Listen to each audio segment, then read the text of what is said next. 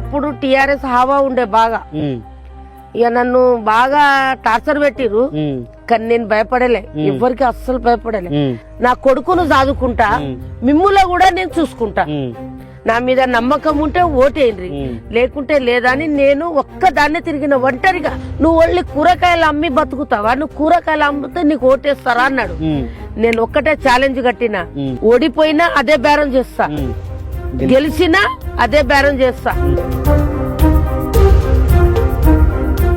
ఆ కరోనా టైంలో నేను పొద్దున పూట లేచి కూరగాయలు అమ్మి ఆ పైసలతోటి సన్న బియ్యం మిల్లుల కొనుక్కోపోయి అందరికి పంచిపెట్టిన. ఎవరిని కూడా నేను రూపాయి ఆశించలే. పొద్దున లేస్తా, వార్డు చూసుకుంటా, వార్డు చూసుకొని వచ్చి తర్వాతనే నేను దుకాణం చూసుకుంటా. 10 గంటల దాకా అమ్ముతా.